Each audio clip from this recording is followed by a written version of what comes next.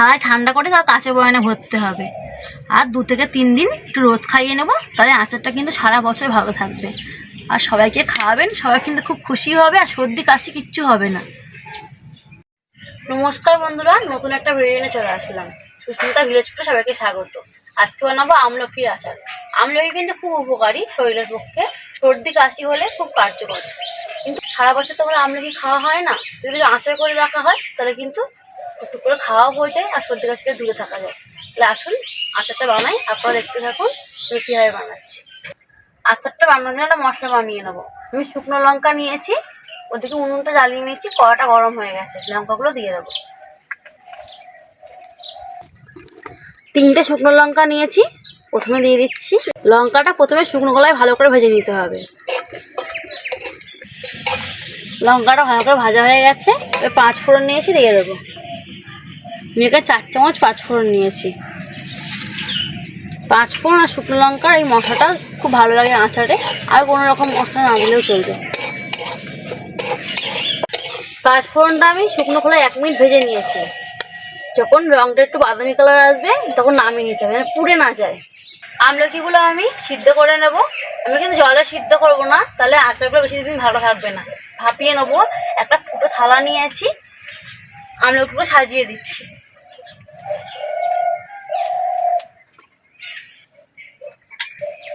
আঁচ যদি বেশি দিন ভালো রাখতে চান অবশ্যই কিন্তু ভাপিয়ে নেবেন, জলে কিন্তু ফোটাবেন না আমলকিগুলো। এবার ভাপে বসিয়ে দেবো।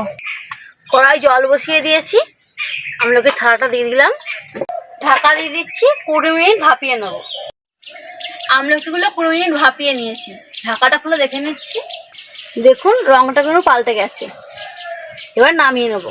এটা আমলকি কিন্তু ফেটেও গেছে, ভালোভাবে সিদ্ধ হয়ে গেছে আমলকিগুলো। এবার আমলকিগুলো আমি ছাড়িয়ে নেব, একটু চাপ দেব। দেখুন কত সুন্দর ছাড়িয়ে যাচ্ছে। এই দানাটা আমি বাদ দিয়ে দেবো। হালকা করে চাপ দিলে কিন্তু সহজেই এরকম ভেঙে যাচ্ছে। একটু গরম আছে, সাবধানে করতে হবে। সবগুলো এরকমভাবে ছাড়িয়ে নেব। ওপরটা একটু চাপ দিলেই কিন্তু এরকম কোয়া হয়ে যাবে, আর সহজেই ছাড়িয়েও যাচ্ছে। খুব সুন্দর সিদ্ধ হয়েছে। এই দানাটা কিন্তু ফেলে দেব। এরকমভাবে সব আমলকিগুলো আমি ছাড়িয়ে নিয়েছি। আচারটা তৈরি করে নেব। একটা কড়া বসিয়ে দিয়েছি, কড়াটা ভালোভাবে গরম করে নিয়েছি। সরষের তেল নিয়েছি, দিয়ে দেবো। আচারে কিন্তু সরষের তেলটাই ব্যবহার হয়, তাই অবশ্যই সরষের তেলটাই দেবেন। তেলটাকে ভালো করে গরম করে নেব। তেলটা ভালো করে গরম হয়ে গেছে, আমলকিগুলো দিয়ে দেবো।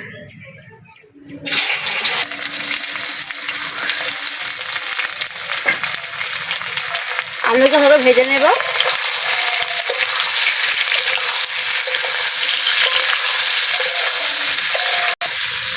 আমলকিগুলো 2 মিনিট মতো ভেজে নিয়েছি। এবার গুড় দিয়ে দেবো। আমি এখানে 1 কেজি আমলকির জন্য 250 গ্রাম আখের গুড় নিয়েছি, দিয়ে দিচ্ছি। আপনারা চাইলে চিনি দিয়েও করতে পারেন, আচারের কালারটা খুব সুন্দর আসে।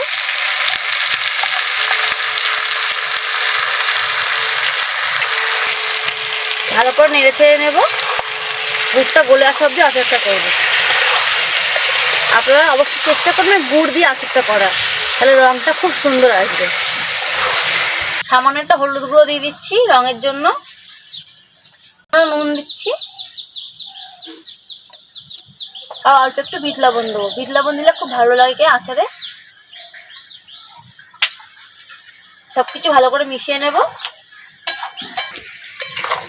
গুড় দিয়ে যে জলটা বেরিয়েছে, এই জলটা শুকিয়ে নিতে হবে, ভালো করে শুকিয়ে নিতে হবে, নাহলে কিন্তু আচারটা বেশি দিন থাকবে না। আমলকি আচারটা হয়ে এসছে, গুঁড়ো করে রাখা মশলাটা দিয়ে দেবো। 5 ফোড়ন আর শুকনো লঙ্কা গুঁড়ো করে রেখে দিয়েছিলাম, দিয়ে দিচ্ছি। মশলাটা পুরোটা দিয়ে দিচ্ছি। আমি এখানে 3খানা লঙ্কা দিয়েছি, যেহেতু বাড়িতে বাচ্চা খাবে তাই আপনার চাইলে লঙ্কাটা বেশি করে দিতে পারেন। সব কিছু ভালো করে মিশিয়ে নেব।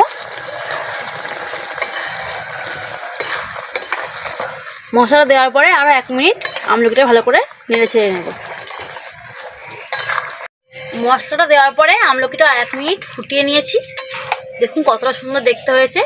আর গুড়টাও ঠিক বসে বসে এসছে। এবার নামিয়ে নেব, নামিয়ে নিচ্ছি। একটা থালায় নামিয়ে নিয়ে ঠান্ডা করে তারপর কাঁচের বয়ানে ভরবো। থালায় ঠান্ডা করে তার কাঁচের বয়ানে ভরতে হবে। আর 2 থেকে 3 দিন একটু রোদ খাইয়ে নেবো, তাহলে আচারটা কিন্তু সারা বছর ভালো থাকবে। আর সবাইকে খাওয়াবেন, সবাই কিন্তু খুব খুশি হবে, আর সর্দি কাশি কিচ্ছু হবে না।